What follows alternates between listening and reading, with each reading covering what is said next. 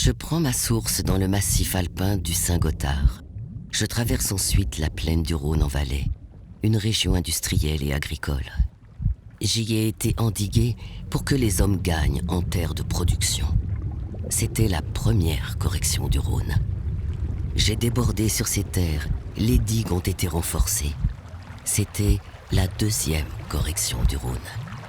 Ils ont dénaturé mon lit. Et face au vent de changement du XXIe siècle, ils se disputent ce qu'il en reste.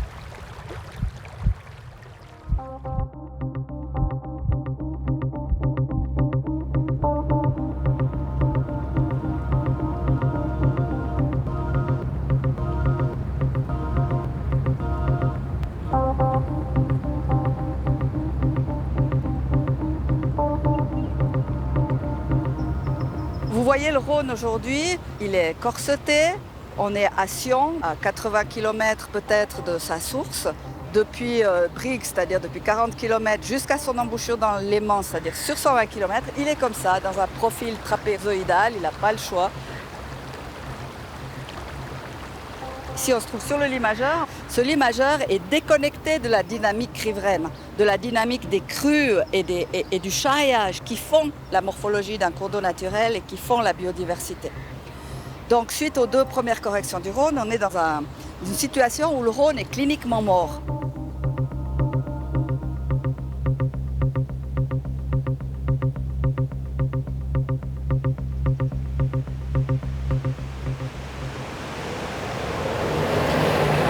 C'est l'enfant terrible, c'est le frère qui nous a encouragés, c'est le frère qui nous a déçus. Il y a un rapport très très vivant dans ce patrimoine vivant du cours d'eau.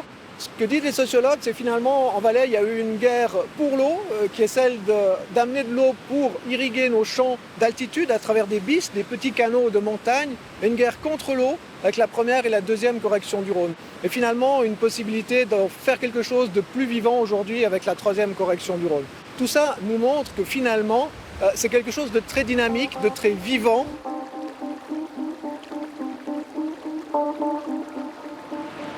Historiquement, on a construit cette première et deuxième correction du Rhône pour pouvoir utiliser la plaine agricole. On manque de surface cultivable en Valais. On a un besoin de pouvoir cultiver ces plaines agricoles. Et aujourd'hui, on veut les protéger contre les crues avec la troisième correction du Rhône, mais on veut les utiliser avec parcimonie quand on a besoin d'élargir le cours d'eau. La production agricole des Valaisans fait partie intégrante de leur identité. Ces abricots juteux et sucrés qui font leur fierté, ce sont mes eaux qui les font pousser. Les terres généreuses où ils sont plantés, ce sont mes limons qui les ont fertilisés. Il y a 50 ans, le terroir valaisan était complètement différent. On avait beaucoup de carottes, puis on était dans une agriculture très intensive et on a usé des terrains, donc on a appris de toutes ces erreurs. Et aujourd'hui, on en est vraiment conscient qu'on doit garder notre environnement sain et le Rhône aussi. Sinon, on n'aura bientôt plus rien, on n'arrivera plus à cultiver.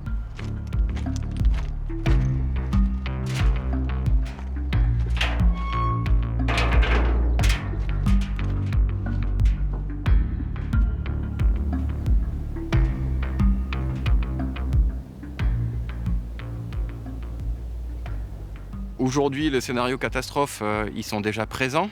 On en a des exemples en Californie, en Afrique du Sud, sur Cape Town, au Chili. Ils sont dans une situation extrêmement critique, où ils ont une situation de sécheresse qui est dramatique. Ils n'ont plus assez d'eau pour continuer d'irriguer leur culture. Donc après, c'est un gros problème justement de partage de cette ressource en eau entre la population pour l'eau potable, les écosystèmes et l'agriculture. Et c'est là où on se positionne avec notre système Aquacadé. On arrive à pouvoir faire des économies de l'ordre de 30% de la ressource en eau pour l'agriculture. Ces économies d'eau permettent d'en avoir ensuite plus pour les écosystèmes ou plus pour les autres utilisateurs qui partagent cette ressource en eau. Sans le Rhône en plaine, on n'a pas d'agriculture, puisque sans eau, on ne peut rien faire avec nos plantes. Également pour la lutte contre le gel, comme on en a eu beaucoup besoin cette année. Il faut aussi savoir qu'on apprend à vivre avec le Rhône. Il a des avantages indéniables, mais aussi il a ses caprices, il déborde, et des crues de Rhône peuvent nous générer de grosses difficultés dans la gestion de nos terrains. Et aussi, on apprend à le respecter. C'est-à-dire que l'agriculteur est conscient quand même que tout l'environnement dans lequel on vit doit être préservé, sinon on n'aura bientôt plus rien. Aujourd'hui, les technologies existent pour être plus efficaces et pour optimiser l'utilisation de l'eau, des engrais et de tout autre entrant dans l'agriculture. Le premier enjeu, c'est que tous les acteurs puissent communiquer ensemble, s'asseoir, discuter et trouver des solutions et aussi partager les investissements. Parce qu'aujourd'hui, on demande beaucoup à l'agriculteur, mais c'est celui qui gagne le moins de marge sur l'ensemble de la chaîne de valeur. Et le but, c'est justement maintenant, au lieu que chacun fasse de son côté des choses isolées, c'est de regrouper un petit peu tous ces acteurs, discuter ensemble entre les différents cantons, les différentes régions, pour trouver des solutions qui font du sens et puis les partager et les mettre en commun. Et à ce moment-là, il y aura un impact important sur toute la vallée du Rhône et pas seulement sur une commune isolée. Repenser cette notion de partage devient urgent. 70% de l'eau qui m'est soutirée irrigue les champs qui me longent. Les hivers se font plus secs, les étés plus chauds. Cet usage agricole est en concurrence avec d'autres. L'eau potable ou industrielle, l'enneigement mécanique, l'hydroélectricité. S'ils continuent à m'exploiter, chacun de leur côté, nous serons bientôt tous perdants. Il faut savoir qu'à l'heure actuelle, la Suisse est déficitaire en termes de production électrique en hiver. Donc l'objectif, c'est de développer une part de production hivernale à l'horizon 2035-2050. Le canton a fixé la mission à FMV de valoriser le potentiel hydroélectrique du Rhône, mais je dirais que l'objectif d'FMV, c'est à plus large échelle d'être actif sur l'ensemble du canton. La vision à moyen terme, à l'horizon 2050, c'est de développer ce qu'on appelle l'usine hydroélectrique valaisanne, de créer une véritable batterie alpine entre le glacier du Rhône et le lac Léman. Mais toujours avec cette vision de multifonctionnalité de l'eau, ce qui veut dire qu'il n'y a pas seulement l'intérêt de la production hydroélectrique, mais il y aura d'autres intérêts qui vont rentrer en jeu.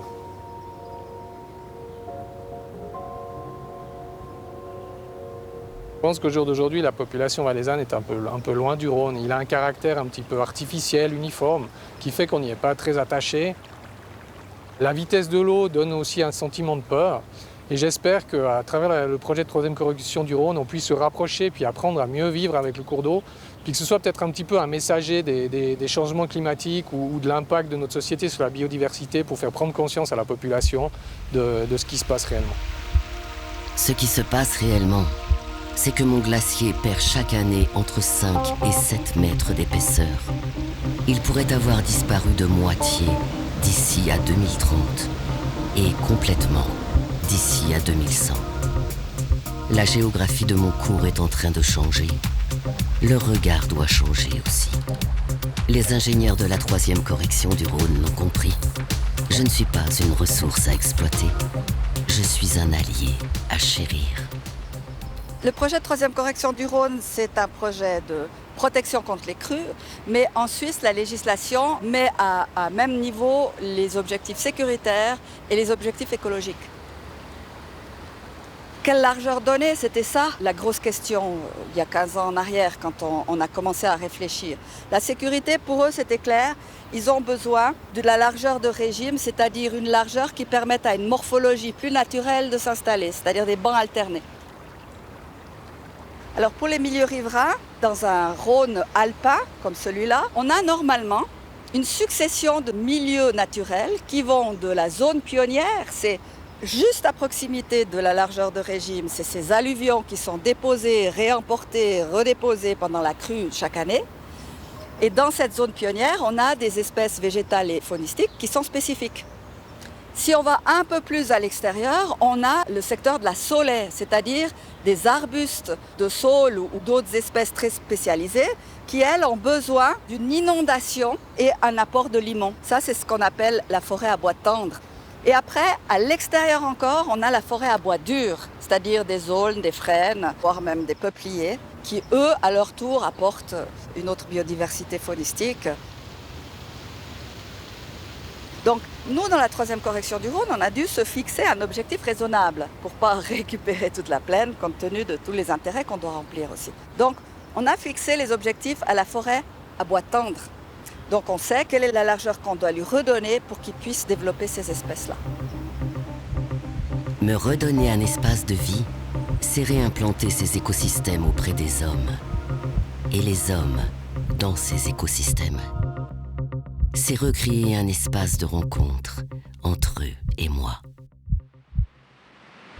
Aujourd'hui, on a la chance de pouvoir réaménager le cours d'eau et peut-être offrir cette énorme surface cantonalisée, mutualisée, qui appartient à toute la population valaisanne. L'idée, c'est de restituer ça à la population comme espace de rencontre, espace de loisirs, de détente, de mobilité, pour pouvoir se reposer et profiter des bienfaits de ce cours d'eau, dont un des plus importants actuellement, on le sent bien aujourd'hui, la fraîcheur. C'est une eau glaciaire. Elle culmine à 12-13 degrés en période de canicule. Quand on s'en rapproche, on a une fraîcheur qui est très intéressante à utiliser par rapport au changement climatique.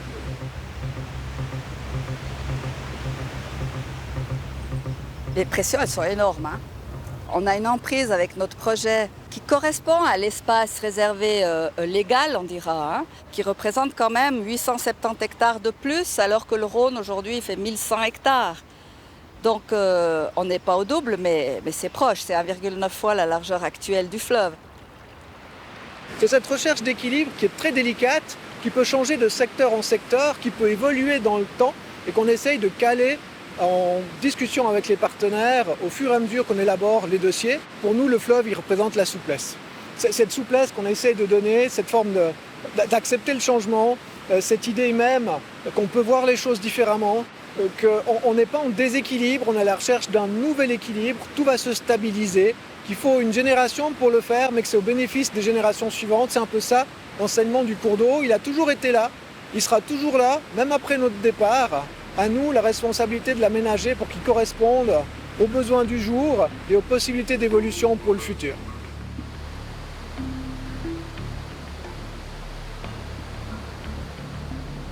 Les bilans hydriques des différents bassins versants vont quand même se modifier. Il y aura un impact certain des changements climatiques qui provoqueront certaines périodes de sécheresse. Et je crois que c'est uniquement en se mettant tous ensemble qu'on arrivera de nouveau à avoir une gestion globale, une gestion plus intelligente, et puis éviter que certaines régions aient des problèmes, et puis que d'autres régions subissent des événements extrêmes liés aux crues où à un moment donné on aurait trop d'eau. Un cours d'eau, c'est quelque chose qui vit. On va certainement lui donner plus de place avec la 3e correction du Rhône. Et puis, quand on vit à côté de quelque chose qui vit, on peut prendre des messages même si ce n'est pas un être humain. Pour moi, je dirais que c'est un trait d'union. C'est déjà un trait d'union en Valais entre les 3 régions socio-économiques qui traversent. C'est aussi un trait d'union à travers les générations. Ça fait plusieurs générations qu'on se bat pour essayer de le canaliser, de le corriger. Donc il y a un lien historique là derrière. Puis dans un futur plus lointain, si on réfléchit un petit peu plus loin, je pense qu'à l'horizon 2100, je pense qu'on ne pourra plus imaginer la gestion de l'eau à l'échelle d'un canton, mais on devra peut-être l'imaginer à l'échelle de toute l'Europe. Un fleuve, c'est une déferlante. Ce qui se passe à ma source impacte mon delta. Nous sommes un tout, un écosystème vivant et interdépendant. Il n'y a pas de solution isolée à tous les enjeux qui pèsent sur moi. Ce sont des solutions collectives qui sont à penser. Une vision d'avenir partagée.